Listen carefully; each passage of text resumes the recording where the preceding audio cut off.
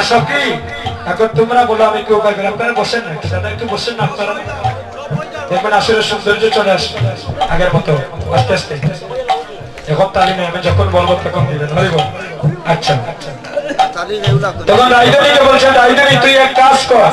এই বৃন্দাবন ছেড়ে তুই কিছুদিনের জন্য অন্য স্থানে চলে যা দেখবে তোর গোবিন্দের কথাটা কম স্মরণ হবে রাইডারি বলছেন ললিতারে আমি এও চেষ্টা করেছি যদি চলি চাইরে পথে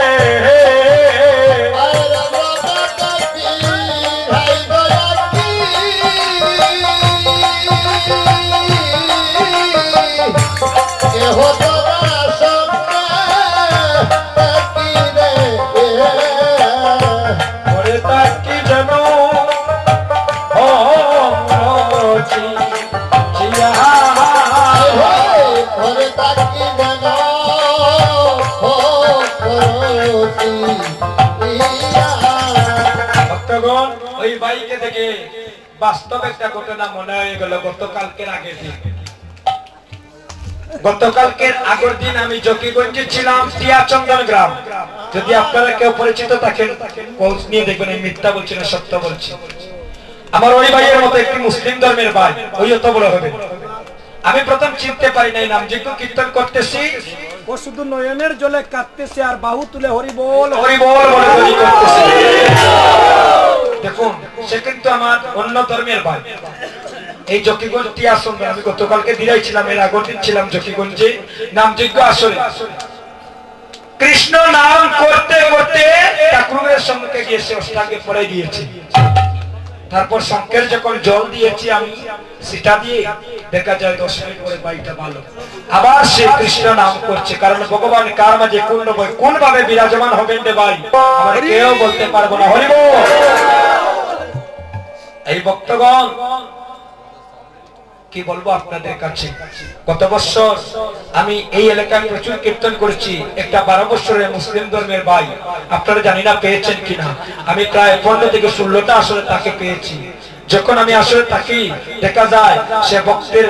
সাথে হিন্দু আমাদের ধর্মের সনাতন ধর্মের ভক্তের সাথে আলিঙ্গন করেন না এনার্জি লেখা 12 বছরের একটা ভাই তাই ভগবান কার মাঝে কোন সময় বিকশিত হবে কাকে কি রূপ ধরাবেন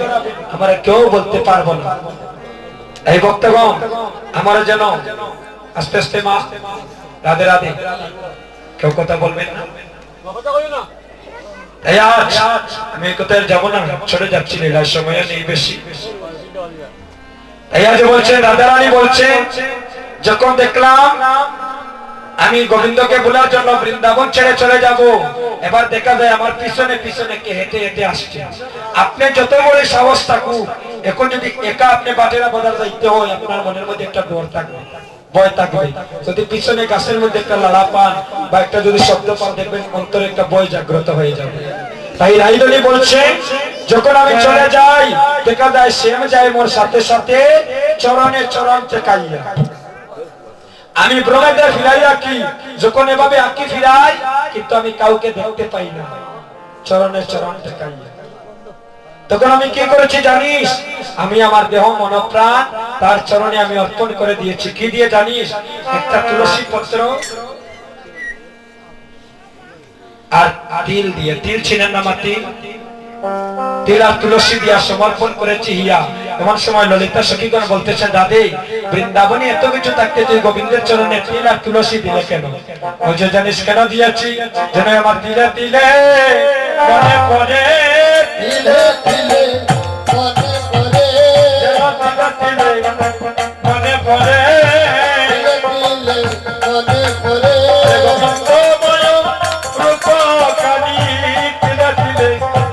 মনে পড়ে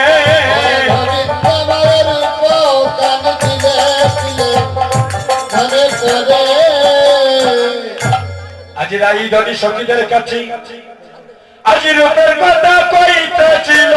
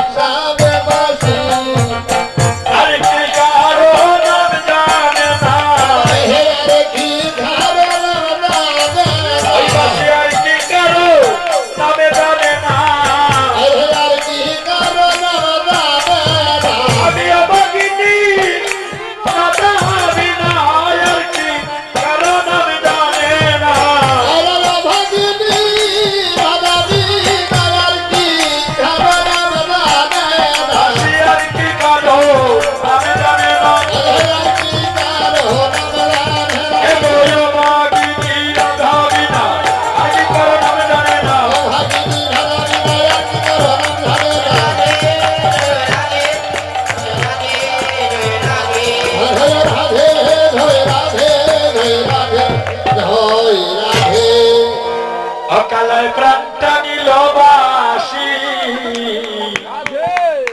বাসি কি বাজাইয়া অকালায় প্রাণটা নিল বাসি কি বাজাইয়া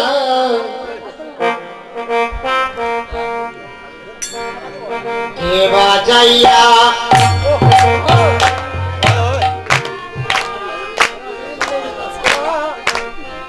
ওই গানটা কি বলবো না বলবো তবে সবাই কিছু হাত তুলুন আগে সবাই আমাদের সাথে তাল ধরবে কে বাজাইয়া যাও রে বাঁশি রাজা ও পন্তদি ইয়া রে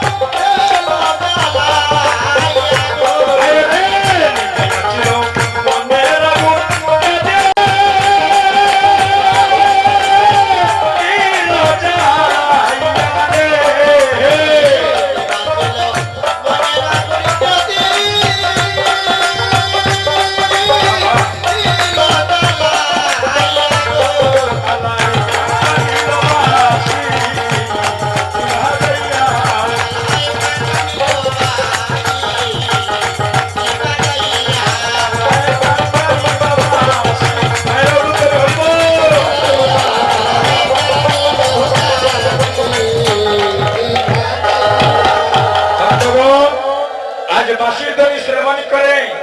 আজ আমার রাজধানী অফিসারের সাথে সাচ্ছেন কেমন করে জানি আজি রাই সাজে বাসি গো বাজে না পড়ি